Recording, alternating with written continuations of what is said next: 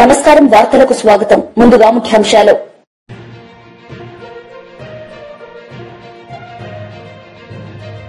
గంగాధర నెల్లూరు నియోజకవర్గ పార్టీ నేతలు కార్యకర్తలతో ముఖ్యమంత్రి సమావేశం.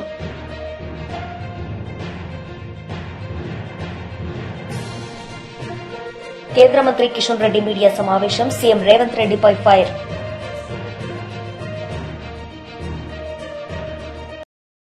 గంగాధర నెల్లూరు నియోజకవర్గ పార్టీ నేతలు కార్యకర్తలతో ముఖ్యమంత్రి సమావేశం నిర్వహించారు. ఈ సందర్భంగా ఆయన ప్రసంగించారు. పోటీకి అర్హుడిని లేక నేను కూడా అర్హుడిని కాదు, ఆ సిద్ధాంతం తీసుకొస్తున్నా.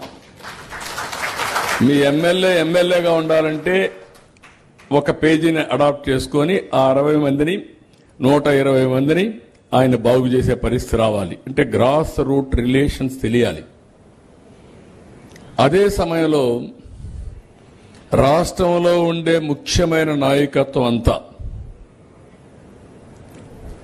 బూత్ కమిటీ కానీ, యూనిట్ కమిటీ కానీ, క్లస్టర్ కమిటీ కానీ కన్వీనర్గా ఉండాలి.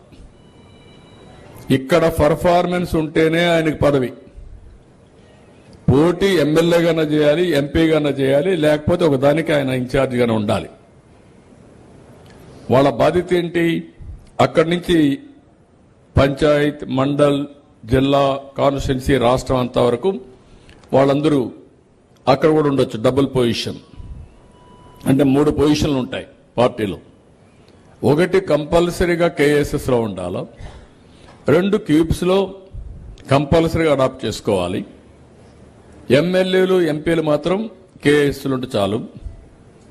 మూడోది, ఎవరైనా సరే ఇమేజ్ కోసం పంచాయత్, మండల్, కాన్స్టిట్యున్సీ, రాష్ట్రం ఉంటారు. వీళ్ళకే, పార్టీకి సేవ చేసిన వాళ్ళకే గవర్నమెంట్ లో ప్రాధాన్యత ఉంటుంది. దాంట్లో ఎక్కడా సెకండ్ థాట్ లేదు. ఇక్కడికి వచ్చినప్పుడు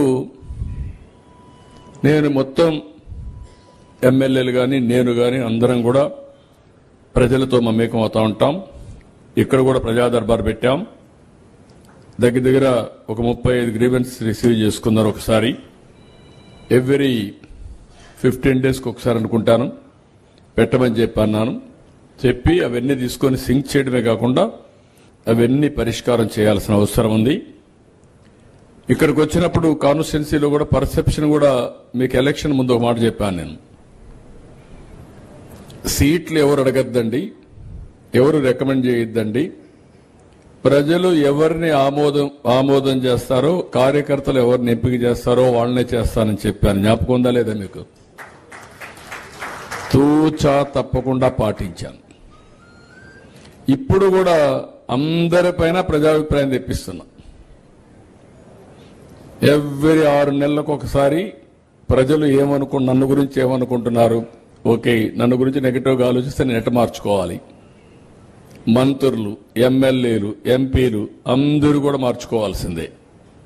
పరిపాలన కూడా అవసరమైతే ప్రజారంజకంగా, ప్రజలకు ఆమోదయోగ్యంగా దాన్ని కరెక్ట్ చేయాల్సిందే. అది చేస్తున్నాం. ఇది చేసినప్పుడు, ఇక్కడ చేసినప్పుడు కాన్స్టిట్యున్సీ ఓవరాల్ గా బాగుంది. ఇంకా ఎమ్మెల్యే మీద కొద్దిగా తిరగాలనుంది. అది కూడా చెప్పేస్తున్నా.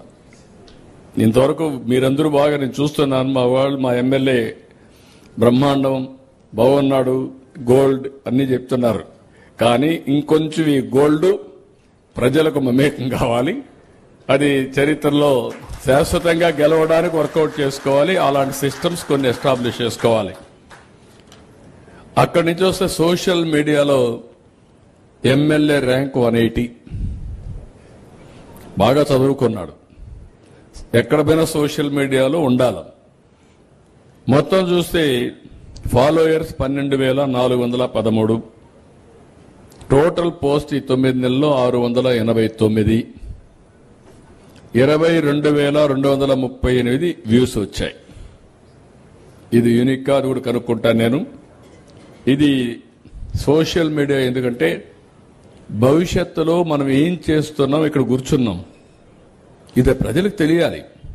ఎందుకు కూర్చున్నాం, ఇక్కడ ఏ సమస్యలు డిస్కస్ చేస్తున్నాం, మనం ఏ సమస్యలు పరిష్కారం చేశాం, ఇది అనునిత్యం స్టేక్ హోల్డర్స్ మనం చెప్పాల్సిన అవసరం ఉంది. అది చెప్పాలంటే సోషల్ మీడియా భవిష్యత్తులో ఏకైక ఆయుధం. అది ఆ విషయం మీరు గుర్తుపెట్టుకోవాలి. ఎందుకంటే ఒకప్పుడు సోషల్ మీడియాకు ఇంత యాక్సెప్టెన్స్ లేదు.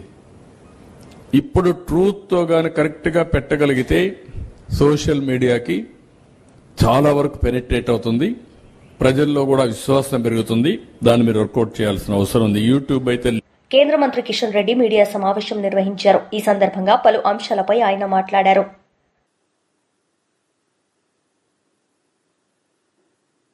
అసలు అభివృద్ధిని అడ్డుకోవడం కోసం తెలంగాణ ఏమన్నది రేవంత్ రెడ్డి సొంత జాగిరా? ఇది రేవంత్ రెడ్డి మనది, తెలంగాణ ప్రజలది. రేవంత్ రెడ్డి రోజు ఉంటారు, రేపు పోతాడు. కానీ తెలంగాణకు న్యాయం జరగాలని కోరుకుంటాము, తెలంగాణ అభివృద్ధి జరగాలని కోరుకుంటాము, తెలంగాణలో భారతీయ జనతా పార్టీ బలం పెరగాలని కోరుకుంటాము, ప్రజలకు మేలు జరగాలని కోరుకుంటాము. అంతే తప్ప రేవంత్ రెడ్డి మీద కోపంతో తెలంగాణను అభివృద్ధిని అడ్డుకునేటువంటి అజ్ఞానులం కామేమన్న విషయాన్ని అర్థం చేసుకోవాలి. అసలు రేవంత్ రెడ్డిని కూడా వ్యక్తిగతంగా మాకు ఎందుకు విమర్శించాలి? మేము కేసీఆర్ ఉన్నప్పుడు వ్యతిరేకించలేదు అభివృద్ధిని, రేవంత్ రెడ్డి గారు ఉన్నప్పుడు వ్యతిరేకించము. కేరళలో కమ్యూనిస్ట్ పార్టీ ఉన్నా అక్కడ వ్యతిరేకించము, తమిళనాడులో డిఎంకే ప్రభుత్వం ఉన్నా వ్యతిరేకించము, కర్ణాటకలో కాంగ్రెస్ పార్టీ ప్రభుత్వం ఉన్నా వ్యతిరేకించము. అనేక రకాల అభివృద్ధి కార్యక్రమం అమలు చేస్తూ ఉన్నాము. దేశంలో 7 టెక్స్టైల్ పార్కులు వస్తే ప్రధానమంత్రి గారితో మాట్లాడి ఒప్పించి తెలంగాణకు ఒక ప్రాజెక్టు తెచ్చాను. ఇండస్ట్రియల్ పార్కులు వస్తే తెలంగాణకు ఒకటి తీసుకొచ్చాను. రీజనల్ రింగ్ రోడ్డు తెలంగాణ కోసం వచ్చింది. కానీ ఈరోజు ముఖ్యమంత్రి గారు వివరం ఎట్లుందంటే, ఖాళీ పాత్రలు పెద్ద శబ్దం చేస్తాయి. రేవంత్ రెడ్డి గారి వివరం అట్లనే ఉంది. నేను విలువలకు ప్రాధాన్యత ఇచ్చే వ్యక్తిని, ప్రజల పట్ల విశ్వసనీయతకు కట్టుబడి ఉంటాను, నైతిక విలువలతో కూడినటువంటి రాజకీయాలకు ప్రాధాన్యత ఇస్తాను. అంతే తప్ప ప్రాజెక్టులు అడ్డుకోవడమో ఇతరత్రో ఊహించడం కూడా కష్టం. నా తరఫున ఆ రకమైనటువంటి చర్యలు ఎవరైనా ఊహించడం కూడా తప్పే అని సందర్భంగా వహిస్తున్నాం. అదే కాకుండా చిన్నప్పటి నుంచి కూడా ఒక సిద్ధాంతానికి కట్టుబడినటువంటి వ్యక్తిని కాబట్టి ఈ తాటాకు చప్పులకు భయపడే వ్యక్తిని కూడా కాదు. నేను తప్పు చేయనప్పుడు అసలే భయపడను.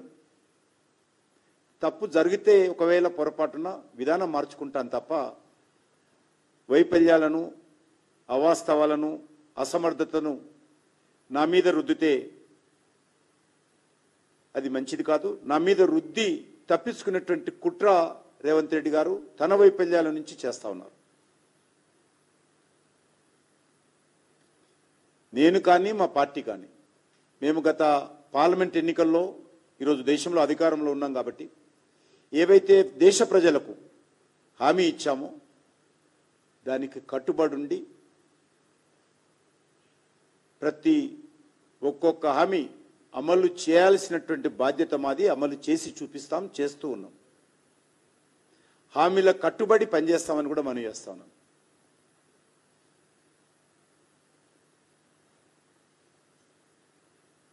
కాంగ్రెస్ పార్టీ అనేక రకాల హామీలతో అధికారంలోకి వచ్చింది. వాటిని అమలు చేయాల్సినటువంటి బాధ్యత కాంగ్రెస్ పార్టీది. ఈరోజు అభయహస్తం పేరుతో ఇంత పెద్ద మేనిఫెస్టోలు ప్రకటించారు. ఇది రేవంత్ రెడ్డి గారు చేయాలి. ఇందులో 6 గ్యారంటీలు ఉన్నాయి. ఇదే కాకుండా సబ్ గ్యారంటీస్ ఉన్నాయి. ఇవి అమలు చేయాలి ఆయన. ఇది వదిలిపెట్టి ఈరోజు రాష్ట్రంలో నిరుద్యోగులకు నిరుద్యోగ భృతి వదిలిపెట్టి కేంద్రంలో నా మీద ఆరోపణలు చేస్తా ఉన్నారు. మహిళలకు ఇవ్వాల్సినటువంటి నెలకు 2,500 రూపాయలు వదిలిపెట్టి ఇతర విషయాల్లో దాడులు చేస్తా ఉన్నారు నా మీద. December 24 లోపల 2 లక్షల ఉద్యోగాలు భర్తీ చేస్తానని హామీ ఇచ్చిన వైఎస్ఆర్సీపీ ఎంప్లాయీస్ మరియు pensioners wing state president Nalamaru Chandrasekhar Reddy press meet నిర్వహించారు. ఈ సందర్భంగా పలు అంశాలపై ఆయన మాట్లాడారు. మరి ఎన్నికల సందర్భంగా ఇచ్చినటువంటి హామీలతో చూస్తే మొదటగా సిపిఎస్ విధానంలో ఉన్నటువంటి ఉద్యోగస్తులని అదేవిధంగా సిపిఎస్ను జిపిఎస్ను పునఃసమీక్షించి ఒక ఆమోదయోగ్యమైనటువంటి పరిష్కారాన్ని మేము చేస్తామని చెప్పేసి ఎన్నికల సమయంలో చెప్పడం, దాని ఊసే నేను ఎత్తట్లా. ఆ బడ్జెట్లో దాని గురించి ఎక్కడ ఈ సిపిఎస్ కానీ సిపిఎస్లో ఉంచుతామా, లేకపోతే గవర్నమెంట్ ఆఫ్ ఇండియా ఈ మధ్యన యూనిఫైడ్ పెన్షన్ స్కీమ్ అనేది ఒకటి తీసుకొచ్చింది, మరి దాంట్లో ఉంచుతారా, లేకపోతే సిపిఎస్ను రద్దు చేసి ఓల్డ్ పెన్షన్ స్కీమ్లోకి దాదాపుగా ఈ రోజున రాష్ట్రంలో 3 లక్షల పైగా ఈ యొక్క సిపిఎస్ స్కీమ్లో ఉన్నటువంటి ఉద్యోగస్తులందరూ కూడా బడ్జెట్ వస్తుంది, ఈ రోజు మా గురించి ఏదో చెబుతారు అని ఎదురు చూసి నిన్నంతా కూడా నిరుత్సాహానికి గురైనటువంటి సంఘటన. మరి దాంతోపాటు ఉద్యోగులకు మెరుగైనటువంటి పిఆర్సీని మేము ఇస్తాం మేము గెలిస్తే అని చెప్పి ఎన్నికల సమయంలో మరి వాగ్దానాలు చేసి మేనిఫెస్టోలో చెప్పి ఉద్యోగులను మభ్యపెట్టి ఓట్లు వేయించుకొని గెలిచిన తర్వాత అసలు ఆ పిఆర్సీ గురించి 9 నెలలు గడిచిపోయింది. ఇప్పటికీ 9 నెలలు అయినా కూడా పే రివిజన్ కమిషన్ని అపాయింట్ చేయాల. అపాయింట్ చేస్తే దాని గురించి మరి బడ్జెట్లో ఏమన్నా పెట్టారా అంటే బడ్జెట్లో పెడతారు, పిఆర్సీ మనకు వస్తుంది అని ఎదురు చూస్తున్నటువంటి ఉద్యోగ వర్గం అంతా కూడా విస్మయానికి గురయ్యారు. నిన్న చూస్తూ ఉంటే ఎక్కడా కూడా ఆ పిఆర్సీ అనే మాట ఎత్తలేదు. అంటే మీరు పిఆర్సీని అపాయింట్ చేస్తారా, లేకపోతే అసలు చెయ్యరా, పిఆర్సీ ఇస్తారా? మరి ఎన్నికల సమయంలో మీరు చెప్పినటువంటి మేనిఫెస్టోలో విషయంలో ఏమైనాయి అని చెప్పేసి కూడా ఈ రోజున ఉద్యోగులంతా కూడా ప్రశ్నిస్తున్నారు అని చెప్పేసి కూడా నేను ఈ సందర్భంగా తెలియజేస్తున్నా. ఆ యొక్క బడ్జెట్లో దీని ప్రస్తావన లేకపోవడం అనేది మమ్మల్ని చాలా బాధించింది అని చెప్పేసి కూడా నేను ఈ సందర్భంగా తెలియజేస్తా ఉన్నాను. అదేవిధంగా మధ్యంతర భృతి, ప్రభుత్వం వచ్చిన వెంటనే మేము మధ్యంతర భృతిని ఇస్తామని చెప్పారు, దాని ఊసే లేదు. దానికి సంబంధించి కూడా బడ్జెట్లో ఎక్కడ కూడా ఈ యొక్క మధ్యంతర భృతి ఉద్యోగస్తులకు సంబంధించి అసలు ఉద్యోగస్తులకు సంబంధించి ఏ విషయమో మెన్షన్ చేయలేదు. చాలా మంది చూశారు పిఆర్సీకి సంబంధించి ఐఆర్ గురించి దాంట్లో పెడతారు, బడ్జెట్లో పెడితే మనకు ఖచ్చితంగా ఈ ఫైనాన్షియల్ ఇయర్ లో మనకు వస్తుంది అనేటువంటి విషయంలో ఎక్కడా కూడా దాన్ని చేయాల. ఇంతకు ముందు ఉన్నటువంటి ప్రభుత్వం వైఎస్ జగన్మోహన్ రెడ్డి గారి ప్రభుత్వం ఆ రోజున మేము వస్తే ఐఆర్ 27% ఇస్తాము అని చెప్పిన తర్వాత ప్రభుత్వం వచ్చిన వెంటనే మన నెల లోపలనే దాన్ని 27% ఇచ్చినటువంటి ఘనత ఆ రోజు మరి జగన్మోహన్ రెడ్డి గారికి దక్కింది.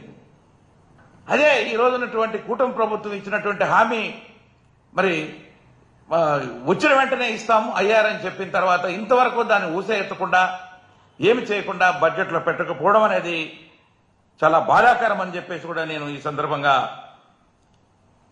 తెలియజేస్తా ఉన్నాను. అదేవిధంగా మేము 1వ తారీఖునే శాలరీస్ పెన్షన్స్ ఇస్తాం ఉద్యోగస్తులకి పెన్షనర్స్కి అని చెప్పడం, మొన్న కూడా ముఖ్యమంత్రి గారు మరి సభలో మాట్లాడుతూ శాసనసభలో మాట్లాడుతూ చెప్పారు ఉద్యోగస్తులందరికీ. మాజీ మంత్రి కేటీఆర్ సమక్షంలో బీఆర్ఎస్ పార్టీలో వివిధ పార్టీల నాయకులు చేరారు. ఈ సందర్భంగా ఆయన మాట్లాడారు. అసలు ఎక్కడికక్కడ మీరు ఇట్లా తెరుసుడాల్సిన ఇట్లా పైసలు బయటకు వస్తాయని చెప్పిండు. పడ్డాయా పైసలు? మరి టకీమని పడ్డాయా? చెల్లె మీకు 2500 పడ్డాయా అయింది మీకు? శంకర్పల్లిలోకి యాదనగిరి ఏమని ఇచ్చిండేమి? ఏమి లేవు కదా. టకీమని 2500 దిక్కులేవు. ముసలోళ్ళకు పెన్షన్లను ఆశ పెట్టిండు. ఏమన్నాడు ముసలోళ్ళకు? కేసీఆర్ ముసలోనికి ఇస్తుండు, లేకపోతే ముసలవ్వకి ఇస్తుండు, మీరు నాకు గుద్దుండ్రి, గుద్దుతే ముసలోనికి 4000, ముసలవ్వకు 4000, ఇంట్లో ఇద్దరుంటే ఇద్దరికి 4000 ఇస్తా అని చెప్పిండు. పడుతున్నాయా మరి? టకీమని 4000 టాకీ లేదు, టుకీ లేదు. మళ్ళీ రైతులకు చెప్పిండు కేసీఆర్ 10,000 ఇస్తుండు బిచ్చం ఇచ్చినట్టు, నేను 15,000 ఇస్తా అన్నాడు. వచ్చిందా 15,000 కన్నా? రైతు కూలీలకు 12,000 అన్నాడు. ఇక మా ఆడబిడ్డలకు కొద్దిగా బంగారం సెంటిమెంట్ ఉంటుంది కదా, దాన్ని పట్టి ఏం చేసిండు, కేసీఆర్ ₹1,00,000 ఇస్తాడు. అది కూడా ఎప్పుడు ఇస్తుండు కేసీఆర్, పిల్లలు పుట్టినకి ఇస్తుండు. మీరు నాకు ఓటెత్తే లగ్న పత్రిక పెట్టుకోగానే తులం బంగారం ఇస్తా అని చెప్పిండు. వచ్చిందా తులం బంగారం వాళ్ళకన్నా? తులం బంగారం మరి బంగారం షాపులో నమ్ముతలేరా? ముఖ్యమంత్రికి బంగారం దొరుకుతలేదా, పతారలేదా? మొత్తానికైతే ఈ రాష్ట్రంలో ఈలనాలనని కాదు, అందరు కొంప ఉచ్చుకున్నాడు. రైతులను మోసం చేసిండు, మహిళలను మోసం చేసిండు, ముసలోళ్ళను మోసం చేసిండు, ఉద్యోగస్తులను మోసం చేసిండు, నిరుద్యోగ పిల్లలను మోసం చేసిండు. మా శంకర్పల్లి మండలంలో పాపం ఇదివరకు కేసీఆర్ గారు ఉన్నప్పుడు భూముల మీద వ్యాపారం చేసుకొని రియల్ ఎస్టేట్లో కొంత సంపాదించుకున్న తమ్ముళ్ళు చాలామంది ఉన్నారు. ఇవాళ వాళ్ళ పరిస్థితి కూడా అధ్వానం అయిపోయింది. మొన్న మీరు చూడొచ్చు, కొంపల్లిలో ఒక రియల్ ఎస్టేట్ వ్యాపారి వేణుగోపాల్ రెడ్డి అని చెప్పి ఆత్మహత్య చేసుకున్నాడు. ఈ ప్రభుత్వం వచ్చినాక హైడ్రా పేరు మీద పేదవాళ్ళ కొంప ఉచ్చుకొని పేదవాళ్ళ మీద పడి వాళ్ళ ఇల్లు గులగొడతాడు. మూసి అంటాడు, మూసి మీకు పాలమూరు రంగారెడ్డి ఎత్తిపోతల పథకం ద్వారా మన చేవెళ్లకు, మన శంకర్పల్లికి, అదేవిధంగా మన ఉమ్మడి రంగారెడ్డి జిల్లాకు నీళ్లు తెచ్చేందుకు కేసీఆర్ గారి నాయకత్వంలో ఆనాడు మనం పనిచేస్తుంటే ఇదే కాంగ్రెస్ వాళ్ళు కేసులేసి ఆపిండు. ఇదే కాంగ్రెస్ వాళ్ళు ఆనాడు ఎక్కడోళ్ళు అక్కడ కోట్లకు పోయి ఇది చక్కగా లేదు, అది చక్కగా లేదు, ఇది వంకర్ ఉంది, అది టింకర్ ఉందని చెప్పి కోట్లకు పోయి ఆపే ప్రయత్నం చేసింది. అయినా 90% పనులు పూర్తి చేసినాం. 90% పనులు పూర్తయినా పాలమూరు రంగారెడ్డి పథకానికి మొత్తం రిజర్వాయర్ తయారైంది. ఈయన చేయాల్సిందల్లా రేవంత్ రెడ్డి గారు కాలువలు దవ్వాలి, నీళ్లు తీసుకురావాలి. ఆడికెళ్ళి శ్రీశైలంకి వెళ్ళి మన చేవెళ్ళ దాకా నీళ్లు తెచ్చే సౌలతు ఇంకొక 10 పైసలు ఖర్చు పెడితే, 90 పైసలు కేసీఆర్ ఖర్చు పెట్టిండు, ఒక 10 పైసలు ఖర్చు పెడితే మీకు నీళ్ళు వస్తాయి. కానీ ఆయనకు అది ఇష్టం లేదు, ఆ నీళ్ళు ఇయ్యడట. కానీ మూసీ చేస్తారట, మూసీని సుందరవనం చేస్తారట. ఏది వికారాబాద్ అడవులల్లా మొదలయ్యే మూసీని కిందికి తీసుకుపోయి మూసీని నందనవనం చేస్తా, అద్భుతం చేస్తా అని చెప్పి రేవంత్ రెడ్డి గారు అంటున్నారు. నేను అడుగుతా ఉన్నా, మూసీతోని పారే ఎకరాలెన్ని, మూసీతోని సాగయ్యే ఎకరాలెన్ని, దాంతో బాగయ్యే రైతులు ఎంతమంది, మూసీ వల్ల సృష్టించే సంపద ఎంత, దీనివల్ల ఏం జరుగుతుంది, ఈ రాష్ట్రానికి ఈ నగరానికి లాభం ఏంది అంటే సమాధానం చెప్పడు. ఎందుకంటే ఆయనకు స్పష్టత ఉంది. 90 పైసలు ఆల్రెడీ అక్కడ ఖర్చు పెట్టినాం పాలమూరు రంగారెడ్డి పోతల పథకంలో.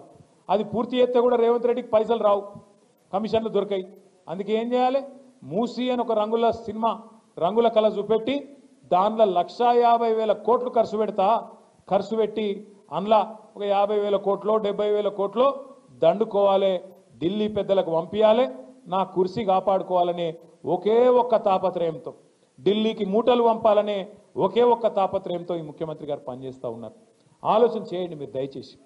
మన ఉద్యమ కాలంలో నీళ్లు, నిధులు, నియామకాలు అని మాట్లాడినాం. నీళ్లు, నిధులు, నియామకాలు. కేసీఆర్ నాయకత్వంలో నీళ్ల విషయంలో ఇంటింటికి మంచిళ్ళు తెచ్చుకున్నాం. నీళ్ల విషయంలో గోదావరిలో, కృష్ణలో ఇటు కాళేశ్వరం కట్టుకున్నాం, 100% పూర్తయింది. అటు పాలమూరు రంగారెడ్డి 90% పూర్తయింది. దగ్గర న్యాయం చేసే ప్రయత్నం చేసినాం. వ్యవసాయ విస్తరణ జరిగి భారతదేశంలో ఇవాళ పంజాబ్ను, హర్యానాను తలదన్ని మన తెలంగాణ వరి వండి చుట్ల, బియ్యం వండి చుట్ల నెంబర్ 1 అయిందంటే అగో నీళ్ల విషయంలో జరిగిన న్యాయమే దానికి కారణం. నిధుల విషయానికి వస్తే కేసీఆర్ గారు ఎన్నడో చెప్పిండ్రు, మన తెలంగాణ మనకైతే. జనసేన ఆవిర్భావ సభ నిర్వహణ కమిటీలతో నాదెండ్ల మనోహర్ సమావేశం నిర్వహించారు. ఈ సందర్భంగా ఆయన పలు సూచనలు చేశారు. లీడర్ అటువంటి నాయకత్వం ఆయనలో ఉంది. ఎందుకంటే స్వార్థం లేని నాయకత్వం. స్వార్థం ఉంటే రకరకాలుగా డిస్టర్బెన్స్ వస్తూ ఉంటాయి. స్వార్థం లేని నాయకత్వం కాబట్టి ఆ నాయకత్వాన్ని చూసి మనం ముందుకెళ్ళాలి. ప్రతిరోజు మనందరం కలుసుకుందాం. ఇక్కడే కాకినాడలో ఒక కంట్రోల్ రూమ్ ఏర్పాటు చేయబోతున్నాం. దీని వెనకాలే ప్రతిరోజు మనం మానిటర్ చేసుకుందాం.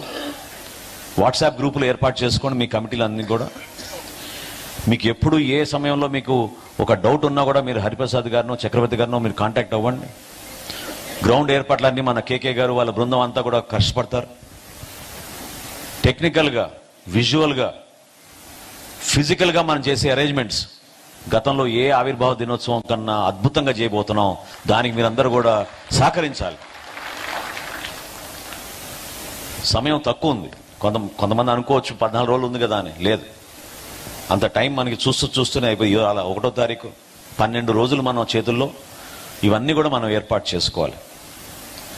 వివిధ పార్లమెంటు కోఆర్డినేటర్స్ ఎవరైతే నియమించారో వాళ్ళందరినీ నేను రిక్వెస్ట్ చేస్తున్నాను, మీరు ఒక ప్రణాళిక సిద్ధం చేసుకోండి. మీ ప్రాంతంలో ఉన్న గౌరవ పార్లమెంట్ సభ్యులు, గౌరవ శాసనసభ్యులతో మీరు కోఆర్డినేట్ చేసుకుని మన నాయకులందరినీ కూడా ఈ సభలో హాజరయ్యేటట్టు మనం చేసిన ఈ కృషిని గుర్తు చేస్తూ మీరందరూ కూడా కలిసిమెలిసి ముందుకు రావాలి, బాధ్యత తీసుకోవాలి. ఎందుకంటే ఇందాక హరిప్రసాద్ గారు చెప్పినట్టు ప్లీనరీ అనుకున్నాం, కానీ ఆ ప్లీనరీ అవకాశం లేదు కాబట్టి ఒకే రోజు మనం సభ నిర్వహించుకుంటున్నాం కాబట్టి ప్లీనరీ అయితే మనం డెలిగేట్స్ పాసులు వివిధ జిల్లాల నుంచి నాయకత్వాన్ని ఆహ్వానించి మహిళలకి ప్రత్యేకంగా, యువతకు ప్రత్యేకంగా, రైతులకి ప్రత్యేకంగా చిన్న చిన్న మీటింగ్లు ఏర్పాటు చేద్దామని అనుకున్నాం. ఆ సందర్భం లేదు కాబట్టి, అవకాశం లేదు కాబట్టి దీన్ని మాత్రం మనం అద్భుతంగా చక్కటి ఏర్పాట్లతోటి, క్రమశిక్షణతోటి, ఎక్కడ కూడా ఒక చిన్న రోడ్ యాక్సిడెంట్ జరగకుండా ప్రతి జన సైనికుడు బాధ్యతతోటి తన ఇంటికి తిరిగి వెళ్ళేటట్టు, రోడ్డు ప్రమాదం ఎక్కడ జరగకుండా అన్ని విధాలుగా మనం జాగ్రత్తగా ఏర్పాట్లు చేయాల్సిన బాధ్యత కూడా మనందరిపైన ఉంటుంది. ఎప్పుడు కూడా పవన్ కళ్యాణ్ గారు అదే కోరుకుంటారు. ఈ బైక్ ర్యాలీలు ఇవన్నీ చేసి హడావుడి పడి ఎవరికైనా ఇబ్బంది కలుగుతుందనే ఒక ఆందోళన, ఆవేదన ఎప్పుడు ఉంటుంది ఆయనలో. ఆయన మనసును కూడా మీరు తెలుసుకునే విధంగా దయచేసి ప్రతి ఒక్కరు కూడా క్రమశిక్షణతో పనిచేయండి. అదేవిధంగా అధికారంలో వచ్చినాక కొన్ని ఇబ్బందికరమైన పరిస్థితులు మనం చూసాం. రాష్ట్రంలో ఎక్కడ కూడా నిధులు సేకరించాలన్నా, కార్యక్రమాలు చేయాలన్నా కూడా చాలా ఇబ్బందికరమైన పరిస్థితులు చూస్తున్నాం. నిన్న బడ్జెట్ సందర్భంలో మేము అందరం కూర్చుని మాట్లాడుకున్నప్పుడు లెజిస్లేచర్ పార్టీలో ఒక ఆలోచన పవన్ కళ్యాణ్ గారికి ఉన్నప్పుడు ప్రజల్లో తీసుకెళ్ళడానికి తగిన విధంగా నిధులు కూడా ఉండాలి.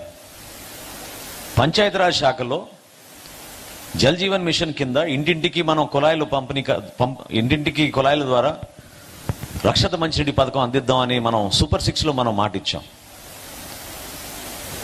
భవిష్యత్తులో చక్కటి ఆరోగ్యం ఉండాలి, ఎవరు కూడా నీటి గురించి బిందెలు పెట్టుకుని మోసుకుంటూ కిలోమీటర్ల తరబడి నడవకూడదనేది పవన్ కళ్యాణ్ గారి ఆలోచన. కానీ ఎంత దుర్మార్గంగా గత ప్రభుత్వం, గత పాలకులు 5 సంవత్సరాల్లో రాష్ట్రానికి జరిగిన నష్టం ఈ ఒక్క ఉదాహరణ నేను మీకు చెప్తాను. కేంద్ర ప్రభుత్వం కేటాయించిన 14,500 కోట్ల రూపాయలని జల్ జీవన్ మిషన్ కోసం ఉపయోగించుకోకుండా కేవలం 2,250 కోట్ల రూపాయలు వాళ్ళు ఉపయోగించారు. ఆ కార్యక్రమమే ఈ సంవత్సరానికి ముగిసిపోతుంటే పవన్ కళ్యాణ్ గారు, చంద్రబాబు నాయుడు గారు మన ఢిల్లీకి వెళ్ళినప్పుడు ప్రధానమంత్రి గారిని, కేంద్ర మంత్రి గారిని అభ్యర్థించి ఇది చాలా అవసరం మాకు, సూపర్ 6లో మనం మేనిఫెస్టోలో కమిట్మెంట్ చేశాం, దీన్ని ప్రజల్లోకి తీసుకెళ్లాలని ఆ రోజు రిక్వెస్ట్ చేస్తే మరొక 4 సంవత్సరాలు వాళ్ళు పొడిగిచ్చారు. అంటే చూడండి ఒక్కసారి, ఒక్క ఛాన్స్ అన్న వ్యక్తి ఏ విధంగా రాష్ట్రానికి ఇంత నష్టం కలిగించాడో మీరు చూడండి. కేంద్ర ప్రభుత్వం కేటాయించిన నిధులు కూడా ఉపయోగించుకోకుండా దుర్మార్గంగా మన రాష్ట్రానికి అంత నష్టం కలిగించారు.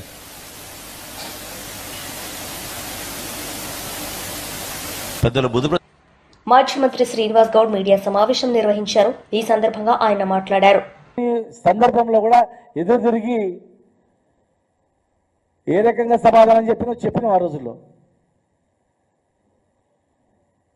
పాత ప్రాజెక్టులు కంప్లీట్ చేయరు, పాలమూరు రంగారెడ్డి జిల్లా ప్రాజెక్టు పైన చిత్తశుద్ధి లేదు, డిపిఆర్ వాపసు వస్తే ఇప్పటివరకు కూడా డిపిఆర్స్ వాపసు వచ్చిన డిపిఆర్ని మళ్ళీ సబ్మిట్ చేయలేదు కేంద్రానికి, ఎలాంటి ప్రయత్నం లేదు, రైతులకు ఇచ్చిన హామీలు నెరవేర్చట్లేదు, గ్యారెంటీలు నెరవేర్చట్లేదు. మీ హయాంలో ఎన్ని కూలిపోతున్నాయి. నిన్న ఎస్ఎల్బిఎసి, మొన్న పెద్దవాగు కొట్టుకుపోయింది, అంతకుముందు సుంకిశాల. అరే ఒక పిల్లలు కాళేశ్వరం దగ్గర పిల్లలు ఇట్లా కింద కొంచెం ఇట్లా కుంగితే రాహుల్ గాంధీ కూడా చూసిండు. మరి ఇలా 8 మంది చిక్కుకుపోయినరు, కూలిపోయింది. మరి రాహుల్ గాంధీ రారా? చచ్చిపోతే మనుషులు చచ్చిపోతే రారా? టన్నెలు మొత్తం పూడిపోతే రారా? టన్నలు మొత్తం కూరుకుపోతే రారు, ప్రాణాలు పోతే రావు, ఉట్టి పిల్లలు కుంగిపోతేనే ఊరుకొస్తారా? ఇది రాజకీయం మీరా మేమా? ఈరోజు వారు కూడా వచ్చి ఎట్లా పోయింది అని పరిశీలించింటే, రాహుల్ గాంధీ గారు కూడా వచ్చి అక్కడ చూసింటే వారికి అర్థమవుతుండే అసలు ఏం జరుగుతుందనేది. అందుకే మేము అడుగుతా ఉన్నాం, పర్యటించండి. ఎలక్షన్ల ముందట్లయితే పర్యటించిన రాహుల్ గాంధీ గారు తెలంగాణలో పర్యటించండి. వరంగల్ వస్తామన్నారు మొన్న, వచ్చింటే బాగుండేది. మీరు ఎక్కడెక్కడైతే ఏ హామీలు ఇచ్చిపోయినరో, ఎక్కడెక్కడైతే మీరు వచ్చి ప్రసంగాలు చేసిపోయినరో, మీరు ఆ ప్రాంతాలు వచ్చి పరిశీలించి తిరగండి. మీ ప్రభుత్వం కదా, ఆ రోజు అంటే మేము అడ్డుకుంటామని చెప్పి ఉండొచ్చు, ఈరోజు మీ ప్రభుత్వమే కదా. సోనియా గాంధీ గారు ఎక్కడైతే మాట్లాడిపోయిందో ఆ ప్రాంతాన్ని పరిశీలించండి. కనీసం ప్రియాంక గాంధీ ఎక్కడైతే వచ్చి ఆమె మాట్లాడిపోయిందో ఆ ప్రాంతంలో పర్యటన చేసి ఆ ప్రాంత ప్రజలతో అడగండి, మీరు ఇచ్చిన హామీలు ఏమైంది, తెలంగాణ ఏమవుతుంది, ఎక్కడికి పోతుంది, ఎక్కడున్న తెలంగాణ గ్రాఫ్ ఎక్కడ పడిపోతుంది. మీరు మాట్లాడినప్పుడు తెలంగాణ ఏ గ్రాఫ్లో ఉండే, ఇవాళ మీరు గవర్నమెంట్ వచ్చిన 15 నెలల తర్వాత ఈ తెలంగాణలో ఎక్కడ ఉంది? కేవలం మీరు మాట్లాడిన అంశాలు, మీరు మాట్లాడించినటువంటి హామీల మీదనే మీరు ఒకసారి పర్యవేక్షించుకోండి. ఇది పద్ధత అనేది. హరీష్ రావు గారు కాళేశ్వరం ప్రాజెక్టు గురించి వైసీపీ లీడర్ మాజీ ఎంపీ మార్గాని భరత్ మీడియా సమావేశం నిర్వహించారు. ఈ సందర్భంగా ఆయన మాట్లాడారు. గొప్పగా చేశాడు, అది పురాణం, ఓకే, బాగానే ఉంది. ఆయన చెప్పిన అంశం ఏంటంటే సామాన్యుడు సంక్షేమమే తన సంక్షేమంగా భావించాడు చంద్రగుప్త మౌర్యుడు అని చెప్తా ఉన్నాడు. నేను ఇవాళ అడుగుతా ఉన్నా, ఇవాళ మీరు 2వ సంవత్సరం బడ్జెట్ మీరు ప్రవేశపెడతా ఉన్నారు కదా, మరి సామాన్యుడి యొక్క సంక్షేమము మీరు సూపర్ 6 హామీలు కదా ఇచ్చారు. సూపర్ 6 హామీలకి నిమిత్తము మీరు బడ్జెట్లో ఎందుకు ప్రవేశపెట్టలేదు అని నేను ఇవాళ సూటిగా ప్రశ్నిస్తా ఉన్నాను ప్రభుత్వాన్ని. ఇప్పుడు మీరు సూపర్ 6 హామీలు 6 హామీలు అని చెప్పి ప్రతి ఇంటింటికి కూడా వెళ్ళి ఊదరగట్టారు. ఏమని చెప్పుకున్నారండి ఆయన? ప్రతి ఇంటింటికి కూడా వెళ్ళి ఏమని చెప్పాడనంటే, రైతులకి అన్నదాత సుఖీభవ కిందన 20,000 రూపాయలు ఇస్తానని చెప్పాడు. మరి 20,000 రూపాయలు లాస్ట్ బడ్జెట్లో కూడా పెట్టారు వీళ్ళు. బడ్జెట్లో అంకిల గారెడ్డి బాగానే ఉంది, కానీ ఇవాళ మీరు లాస్ట్ బడ్జెట్లో 20,000 రూపాయలు ప్రతి రైతన్నకి ఇస్తాను, 55 లక్షల మంది రైతన్నలు ఉన్నారు కదా, మరి లాస్ట్ బడ్జెట్లో పెట్టింది మీరు ఎందుకు ఇంప్లిమెంట్ చేయలేదని వాళ్ళు మేము ప్రశ్నిస్తున్నాం. రాష్ట్రంలోని ఇండస్ట్రియల్ ట్రైనింగ్ ఇన్స్టిట్యూట్స్ ను అడ్వాన్స్ టెక్నాలజీ సెంటర్లుగా తీర్చిదిద్దుతున్న పనుల పురోగతిపై ముఖ్యమంత్రి రేవంత్ రెడ్డి గారు ఆరా తీశారు. టాటా టెక్నాలజీస్ సహకారంతో ఐటీఐలను ఏటీసీలుగా ఆఫ్ గ్రాడ్యుయేషన్ పనులపై ముఖ్యమంత్రి గారు కార్మిక శాఖ ఉన్నత స్థాయి అధికారులతో సమావేశంలో సమీక్షించారు. వార్తలు ముగించే ముందు ముఖ్యాంశాలు మరోసారి.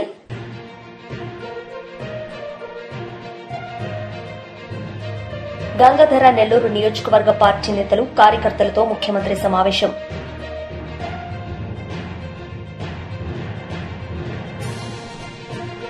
కేంద్ర మంత్రి కిషన్ రెడ్డి మీడియా సమావేశం. సీఎం రేవంత్ రెడ్డిపై ఫైర్.